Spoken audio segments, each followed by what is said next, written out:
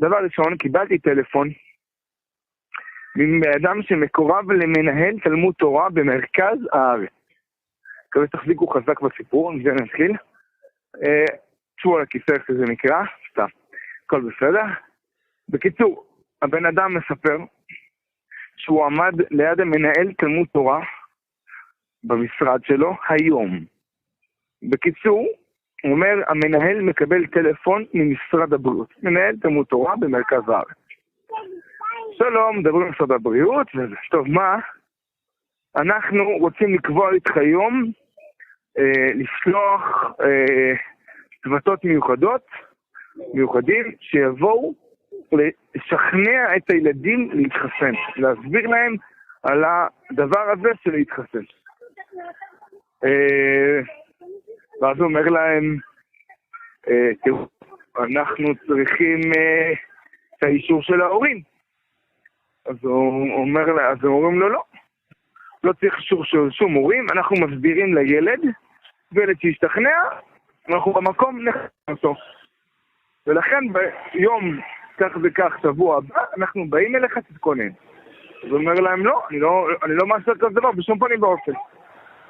ואז תקשיבו מה הבן אדם ביקש אני אפרסם.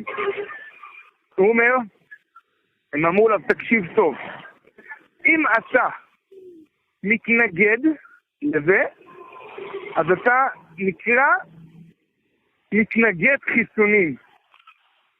ותדע את המחיר של מה שאתה עושה. בד בבד, הם אמרו לו, תקשיב טוב, אתה לא מערב בסיפור הזה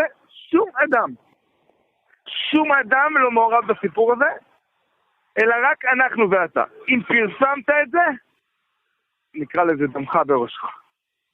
הם לא אמרו לו דמו בראשו, אבל הם אמרו מה שאמרו. בקיצור, הסיפור הוא לא פשוט בכלל, והבן אדם נמצא בין הפטיש לסדן, הוא לא יודע מה לעשות. כמו שאמרתי, אותו אדם שמקורב אליו, הוא אחד מרבני הקו פה, מאמר מוסדר. הם לא יודעים איך לאכול את הסיפור הזה. אז ככה, אני קיבלתי היום עוד טלפון, שאני אמרתי פה את זה היום, היום אני הבאתי את זה, ככה שאלתי בתמימות כזו, אבל זה לא כזו תמימות כמו ששאלתי את זה. גם קיבל טלפון מאדם שלוש נקודות, ואז הוא אמר לי, תדע לך שממחר מתחילים להגיע לתלמודי תורה בבתי ספר להתחסן, לשכנע ילדים לחיסון, ולא צריך את האישור של ההורים של זה, בשביל זה. ילד שיהיה מערך הסברה, ילד שירצה, הוא יתחסן. אני חושב שצריך להריץ על זה שמיים, צריך להריץ את העולם על כזה דבר, זה לא פשוט בכלל. אי אפשר להתמודד עם זה באמת. מה שיש האפשרות הוא לפשוט לדבר עם הילד בעצמו. כל הורה והורה, לדבר עם הילד בעצמו ולהסביר לו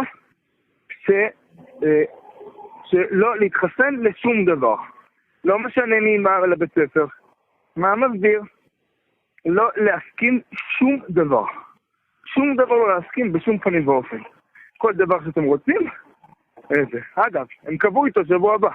יום שהם באים לתלמוד תורה לחסן את הילדים, כן? זה לא בדיחה, זה לא צחוק, זה מאוד רציני. בקיצור, לא פשוט בכלל הסיפור.